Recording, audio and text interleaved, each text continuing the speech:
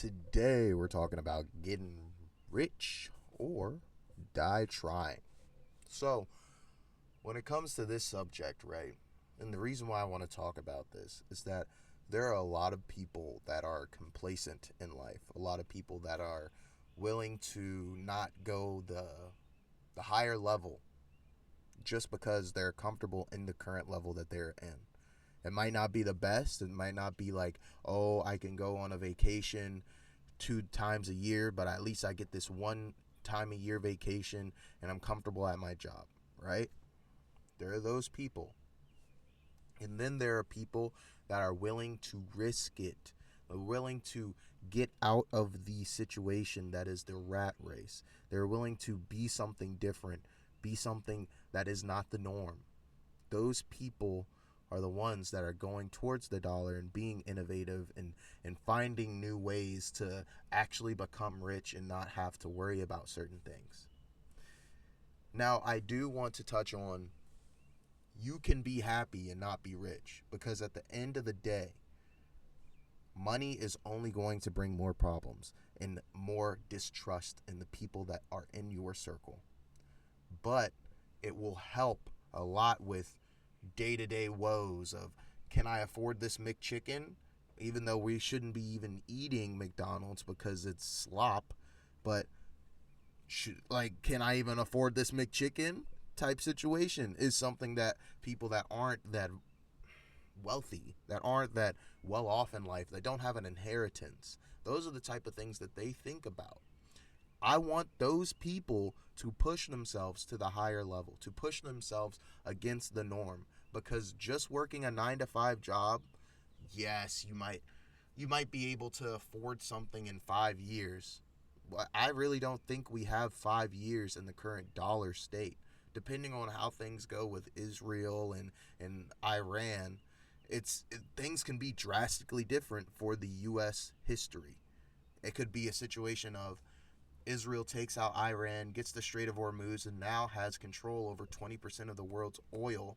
So then, Israel, being our greatest ally, should give us a price cut on this oil.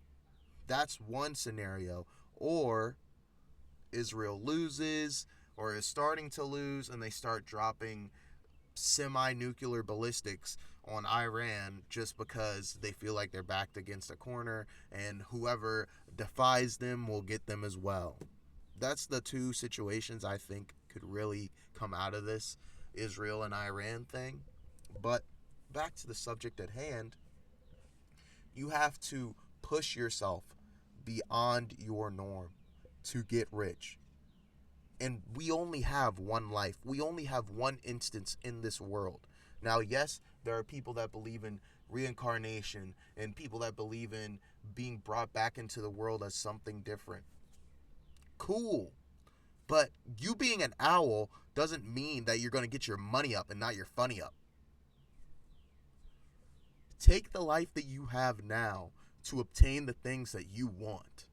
If you have the energy to scroll, if you have the energy to do the things that you do on a regular basis throughout your day, you have energy, maybe 10 minutes to an hour of your day to do something that's going to further your future self.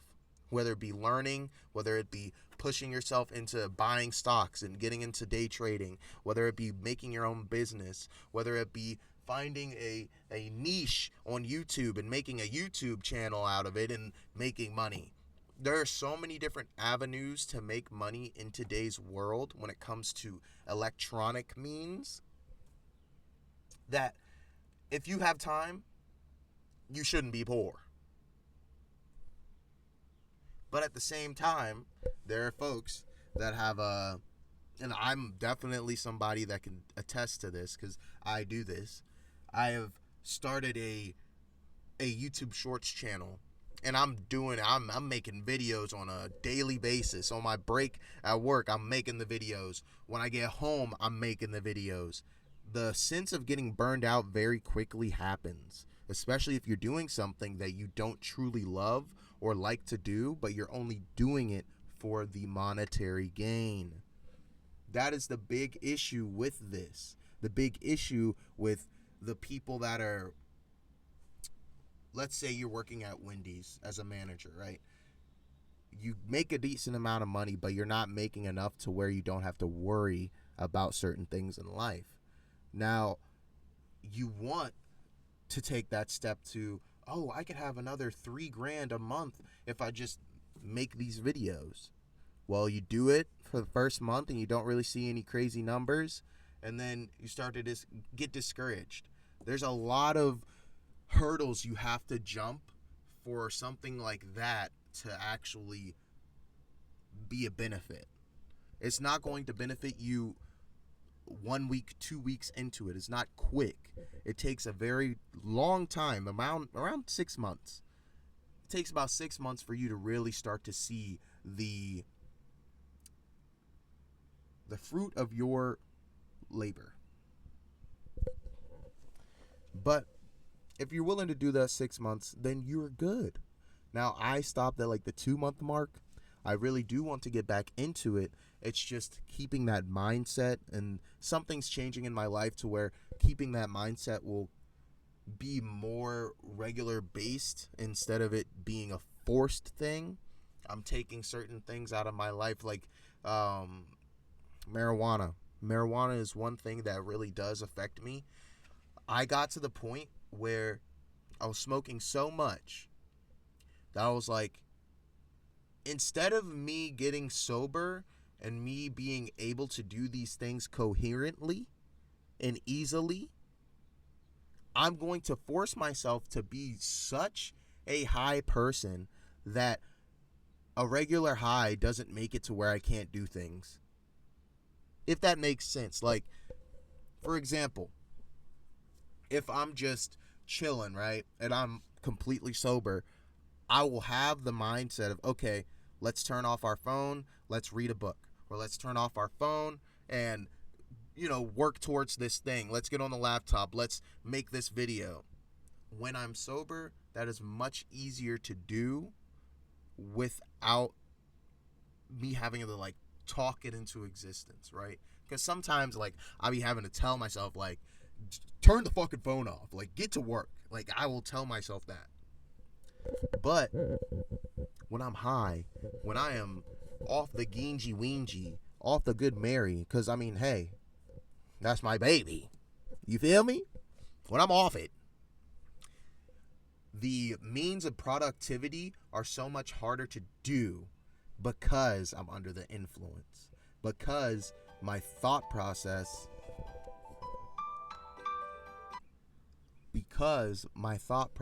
is so skewed, I have to pretty much force myself to get in the mindset to do. But yes, back to the whole point. People should be going towards this getting rich or die trying because we only have one life. And why would you want to live the life that you were in uncomfortable? It's either you settle for mediocre comfortability or you push yourself to higher heights to get to that utmost comfortable. Why wouldn't you want to be at the utmost comfortable in your life? Why wouldn't you want to be able to go to Bali, to Guam, to Vietnam? Why wouldn't you want to be able to go those places all in the same year instead of you being tied down to a 9-to-5 that doesn't want to approve your time off? Why wouldn't you want to push yourself to the point where everything, well, I can understand why you wouldn't want to push yourself to the point where everything falls on you, because there are days that you are, you get depressed. Everybody gets depressed. Everybody gets burnt out. Everybody gets overwhelmed. So in that case, have somebody that is equally on the same page as you. So whenever those down days come, they could take the little bit of more of a burden. Or if their down days come, then you got it. Situation like that. But the moral of the story, the moral of the talk is push yourself to your highest heights, because you can be more comfortable than you are right now. And a lot of the percentage of Americans, like everybody that makes 60 grand or less, aren't that comfortable. They are all one bad check away or one bad health issue away from not having a home. And that is a realistic thing that all of America has to think about. When we are this close to being on that corner like Johnson on just asking for money for another night at the hotel, when we're this close, there is a issue with the economy and something has to be done. More billionaires need to be taxed. More billionaires need to be held accountable for the infrastructure of the nation that they are making all the money out of. Elon Musk, why has his net this really pisses me off, because just to fathom how much money this is, Elon Musk, his net worth is like $500 billion. And I know net worth is skewed from actual numbers because he's worth whatever his business is worth, really. Tesla, he has made $500 billion in Trump's presidency. And you mean to tell me that $500 billion is like 10 grand every second? Every second you're making 10 grand. You know how insane that is? But nobody's really thinking about that because $1 billion is such an unfathomable, I can't even say the word because my tongue, unfathomable situation. Unless you're born into it or you have some insane idea or you're just a bad person that got money, you're not getting to that number. But that number can help so many people. That number can bring people out of poverty. That number can take people off of the streets and put them into homes that give them the proper treatment they need. That number could actually make America great. And it's not a make America great again, because we really haven't been great. All of America has been very messed up. The actual history of America has been very, very bleak and almost satanic in a means. We are always killing somebody. We are always hunting down somebody that has something that's better than ours. Like anything that's going on in Africa, we automatically send FBI and CIA agents to kill people. Anything that happens in foreign countries that we don't like, we kill them. That's America. America was founded by Mr. Christopher Colombo, which was a Jew, got kicked out of Spain, and then got over to America. It was like, yes, this is my land now. All these savages need to go. That's America. That's what we were founded on. This whole founding fathers is higher than thou thing, they're just a whole bunch of weirdos that really thought black people weren't actually worth anything. The whole man has a right for pursuit and the pursuit of happiness or something. I forgot the actual term, but he's not talking about black people. He's talking about only white men in that statement. Because black people weren't considered people back then. They were considered like a fraction of a person. And black people have been oppressed for so long, and nobody really thinks about it.